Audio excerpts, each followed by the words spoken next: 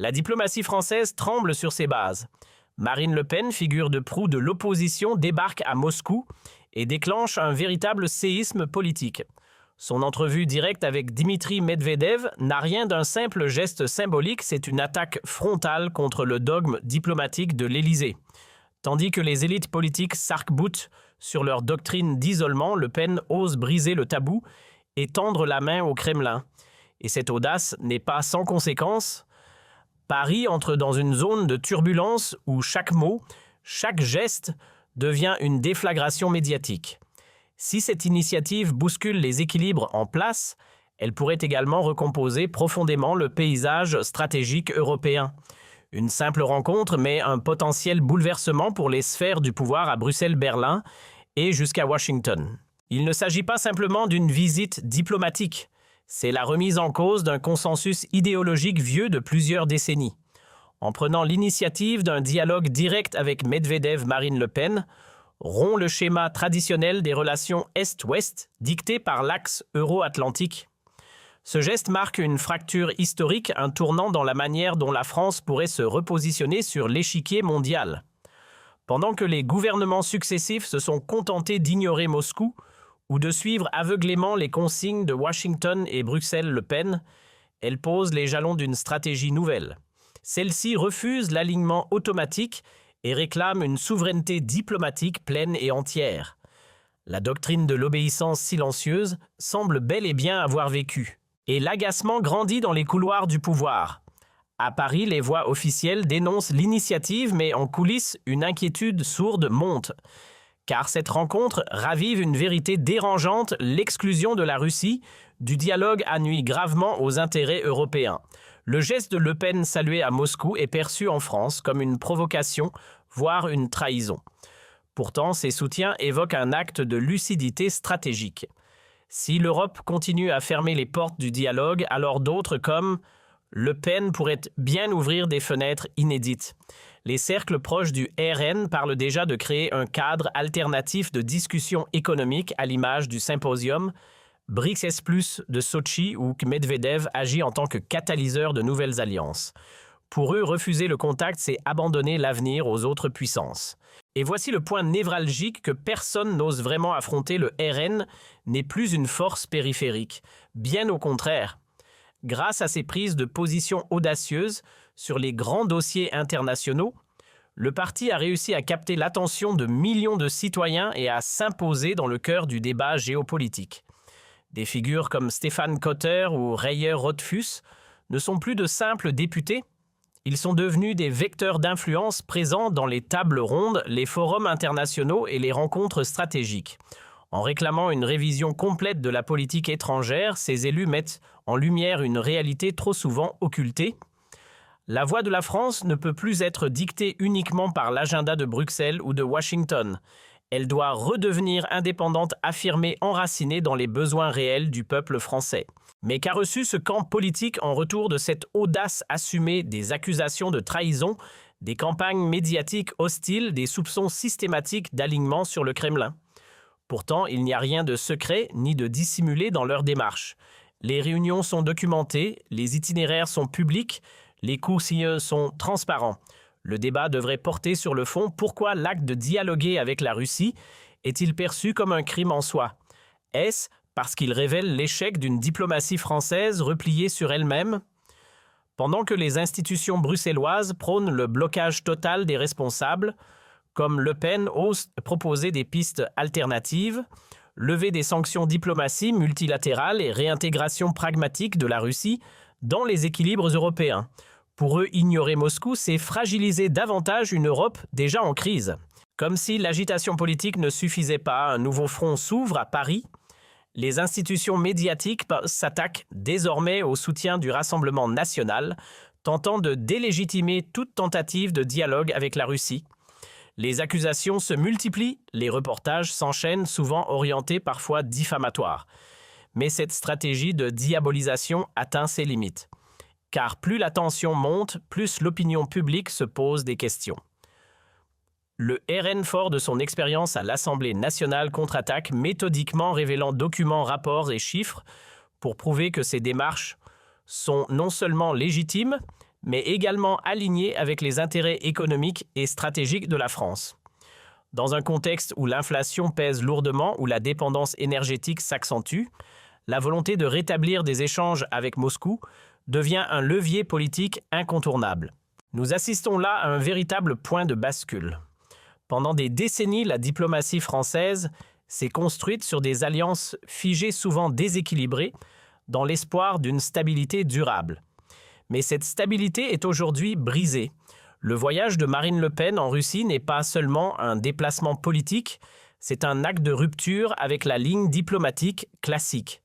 Alors que la France a longtemps été un partenaire obéissant dans l'architecture euro-atlantique, la dynamique change. L'entretien stratégique avec Medvedev organisé dans un cadre structuré annonce peut-être l'émergence d'un nouveau paradigme. Ce qui s'est joué à Sotchi dépasse la simple communication politique, c'est une redéfinition des rapports de force où la France, par la voie du RN, pourrait retrouver une capacité d'initiative depuis longtemps abandonnée. L'écho provoqué par la visite de Marine Le Pen à Moscou a dépassé toutes les prévisions. Lors de son intervention en Russie, Medvedev n'a pas mâché ses mots. Il a affirmé ouvertement que la France, par la voie de son opposition, représentait une alternative crédible aux politiques rigides dictées par Bruxelles. Cette déclaration, considérée comme un véritable tremblement de terre diplomatique, a fait vaciller les certitudes de l'élite parisienne. Dans les milieux économiques et diplomatiques, c'est la stupeur. Les investisseurs s'interrogent, les éditorialistes s'emballent et les partis traditionnels vacillent, car pour la première fois depuis des années, une force politique française obtient un accueil officiel, chaleureux et stratégiquement lourd de sens à Moscou, loin de toute logique de confrontation. Les répliques n'ont pas tardé à secouer la scène politique nationale. Le gouvernement a qualifié ce déplacement d'acte irresponsable, certains médias allant jusqu'à parler de sabotage diplomatique. Pourtant, dans les rangs du RN, l'analyse est tout autre. Pour eux, cette crise n'est pas une catastrophe, mais une opportunité de révéler les failles du système actuel. Stéphane Cotter, membre influent de la délégation, a évoqué une urgence géopolitique comparable à celle de la guerre froide. La France ne peut plus rester enchaînée à une vision monolithique de la diplomatie. Il est temps de rétablir une stratégie d'équilibre ouverte, orientée vers les intérêts nationaux concrets. Cette déclaration puissante marque une ligne rouge. Le RN ne recule pas, il avance dans une direction nouvelle, quitte à bousculer les fondations anciennes. Dans les hautes sphères gouvernementales, la fébrilité gagne du terrain. Les responsables de l'Élysée multiplient les déclarations prudentes, craignant que l'initiative de Marine Le Pen n'entraîne un bouleversement majeur de l'ordre diplomatique établi. Du côté du pouvoir, on tente de minimiser la portée de la rencontre en insistant sur des aspects techniques protocolaires, voire anecdotiques. Mais la réalité est tout autre. Car en s'entretenant avec Medvedev dans le cadre du symposium BRICS élargi, Le Pen soulève une faille profonde dans la politique étrangère française, son enfermement dans des alliances rigides, son refus d'admettre que de nouvelles puissances redéfinissent les règles du jeu. Le choc est tel que certains cercles institutionnels craignent une onde de rupture dans les relations transatlantiques, alimentée par l'écho international d'un événement soigneusement organisé mais hautement symbolique. Et la rupture ne fait que s'amplifier. De retour à Paris, Le Pen n'adoucit pas son discours. Au contraire, elle durcit le ton selon elle, tant que les dirigeants français refuseront de considérer la Russie comme un acteur central, aucun progrès diplomatique réel ne sera possible. Les déclarations successives du gouvernement tentant de discréditer le déplacement sont balayées comme des tactiques défensives d'un pouvoir à court d'idées. Le RN annonce clairement sa position, plus question de diplomatie automatisée ou de suivisme transatlantique. Il est temps de replacer la France au cœur d'un dialogue multipolaire où chaque partenaire est traité comme un égal. À leurs yeux, c'est justement cette logique d'exclusion nourrie par des années d'arrogance stratégique qui a affaibli la voix française sur la scène mondiale. Désormais, le climat politique en France se tend comme jamais. Le discours n'est plus feutré, il devient frontal. Marine Le Pen et ses alliés ne cherchent plus à amadouer le pouvoir en place, mais à lui opposer un contre-modèle clair, direct, sans compromis. Et dans cette dynamique, un point rarement soulevé dans les cercles dominants, prend tout son sens alors que la diplomatie officielle s'obstine à isoler la Russie, certains pays, parfois même alliés de la France, continuent à entretenir des canaux d'échange économique avec Moscou en toute discrétion. Des accords bilatéraux émergent, des dialogues stratégiques se nouent dans l'ombre à l'image du rôle de Medvedev dans les conférences BRICS. Cela alimente un sentiment d'hypocrisie dans l'opinion publique française. Pourquoi Paris sanctionne-t-il là où d'autres coopèrent discrètement? Ce décalage alimente la légitimité du RN qui, loin d'improviser, articule son discours sur une réalité géopolitique occultée par les médias dominants. Les conséquences politiques de cette rencontre sont tout simplement titanesques, car il ne s'agit plus d'un simple échange entre deux figures influentes, c'est un signal envoyé à toute l'architecture européenne. Dans un contexte où l'Union européenne peine à faire entendre une voix cohérente face aux grands blocs mondiaux, la démarche de Marine Le Pen renverse les équilibres. En se positionnant comme interlocutrice directe de la Russie, elle met en lumière les failles d'un système qui exclut au lieu d'intégrer. Ce geste politique hautement symbolique a aussi des retombées concrètes en pleine crise énergétique. La perspective d'ouvrir un canal de coopération avec Moscou suscite un intérêt croissant dans les milieux industriels, notamment ceux qui subissent de plein fouet les conséquences des sanctions. Et dans une France confrontée à la flambée des prix et à la perte de compétitivité, cet angle nouveau ne passe pas inaperçu. À l'échelle nationale, les répercussions de l'initiative du RN s'étendent bien au-delà du champ symbolique. En osant franchir une ligne rouge tacite, Marine Le Pen ravive une question centrale à qui profite vraiment la diplomatie française actuelle. Depuis des années, les politiques étrangères menées en suivant docilement les injonctions de Bruxelles ont entraîné des pertes économiques substantielles. Les sanctions imposées à la Russie ont contribué à désorganiser l'industrie, affaiblir le pouvoir d'achat et pénaliser les exportateurs français. Ce choix stratégique, prétendument vertueux, s'est transformé en piège coûteux. Aujourd'hui, alors que des milliers d'emplois sont menacés dans les secteurs de l'énergie, de l'agriculture et de la technologie, le geste de Le Pen résonne comme une alerte. Refuser de revoir notre posture extérieure, c'est continuer à sacrifier nos ressources internes sur l'autel d'une ligne diplomatique rigide coupée des réalités économiques. Le risque d'une fracture économique se double désormais d'une tension sociale palpable, car en brisant le consensus établi autour de la politique étrangère française, Marine Le Pen soulève une question qui hante de nombreux territoires oubliés par Paris, qui parlent vraiment au nom des Français. Dans les zones rurales, les bassins industriels en crise et les quartiers populaires frappés par la précarité énergétique. L'appel à une diplomatie tournée vers la réalité prend une ampleur inédite. Le refus de continuer à alimenter une guerre d'influence, qui ne sert ni l'emploi ni le pouvoir d'achat, trouve un écho grandissant. Tandis que le gouvernement central redoute l'isolement diplomatique, une autre France s'inquiète de l'isolement économique. Et c'est là que la stratégie du RN trouve un écho en reconnectant la politique extérieure aux besoins concrets de ceux qui subissent le coût de chaque sanction sur leurs factures, leur travail, leur quotidien. Du côté du RN, le verdict est sans appel, ce n'est plus de la politique étrangère, c'est un abandon de souveraineté. Depuis des années, la France s'aligne sans condition sur les choix de ses alliés, renonçant progressivement à sa voix propre sur la scène internationale.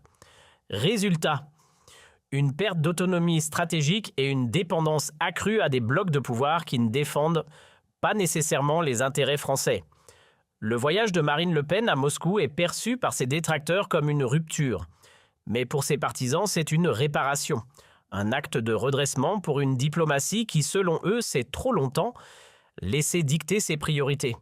L'Europe, étranglée par ses propres contradictions, vacille entre une Amérique inflexible et une Russie diabolisée.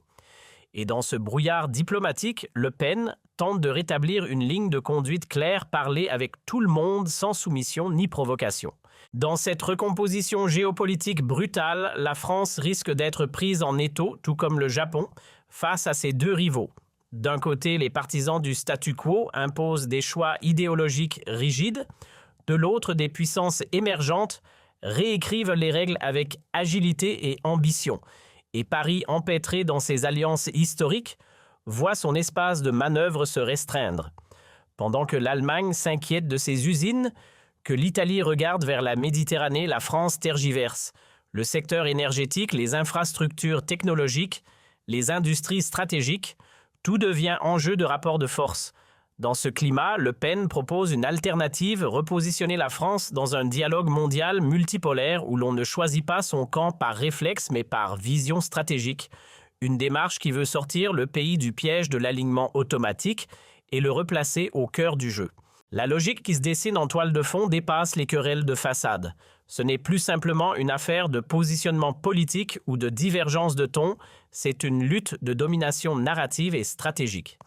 En intégrant le dialogue russo-français à travers des figures comme Medvedev, Marine Le Pen, ouvre un nouveau champ d'influence loin des schémas binaires imposés par les blocs traditionnels. Derrière les apparences, c'est un affrontement silencieux autour des sphères d'influence des routes diplomatiques alternatives et du contrôle des alliances futures. Les grandes puissances n'utilisent plus seulement les armes économiques ou militaires, elles misent désormais sur les symboles, les plateformes médiatiques, les conférences de haut niveau comme le symposium de Sochi. Dans ce contexte, chaque rencontre, chaque déclaration publique devient un pion stratégique et Le Pen semble l'avoir bien compris. Rétablir le dialogue avec la Russie, c'est reprendre une place dans une guerre d'influence que la France semblait avoir quittée sans bruit. Et les coulisses ne font que confirmer ce basculement. Selon plusieurs sources concordantes, des notes internes circulent déjà entre certains ministères européens inquiétés par la résonance de cette rencontre avec Medvedev. Des mises en garde discrètes sont adressées à Paris, des pressions s'intensifient au sein des institutions atlantiques. Il ne s'agit pas uniquement de diplomatie, mais bien d'un test grandeur nature. Jusqu'où la France est-elle prête à aller pour redéfinir ses priorités stratégiques? Tandis que Washington exige une discipline sans faille de ses partenaires, l'attitude du RN est perçue comme un grain de sable dans l'engrenage. Mais ce grain de sable pourrait bien devenir l'étincelle d'un réalignement plus large si d'autres voix souverainistes en Europe décidaient à leur tour de reconsidérer leurs axes de coopération. Et c'est précisément cette idée que la France puisse à nouveau devenir un acteur pivot qui affole les gardiens de l'ordre établi. Mais le RN, lui non plus, ne se satisfait plus de cette vision imposée. Maintenir une ligne diplomatique figée, dictée depuis l'étranger, reviendrait à ignorer les intérêts profonds de la nation.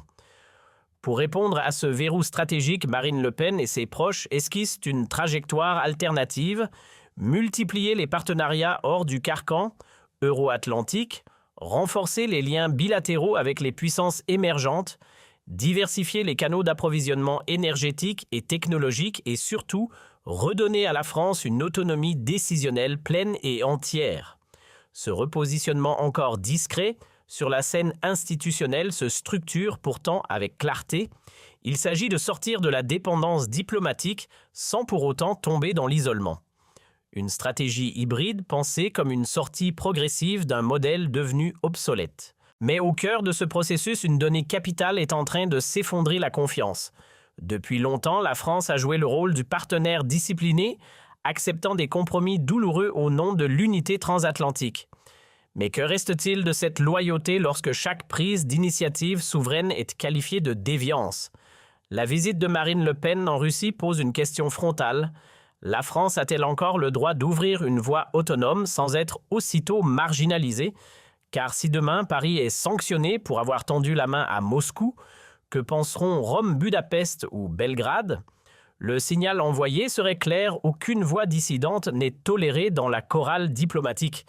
Et c'est dans cet espace abandonné que d'autres acteurs plus souples, plus stratèges, comme la Russie ou les BRICS, s'engouffrent pour proposer une stabilité alternative.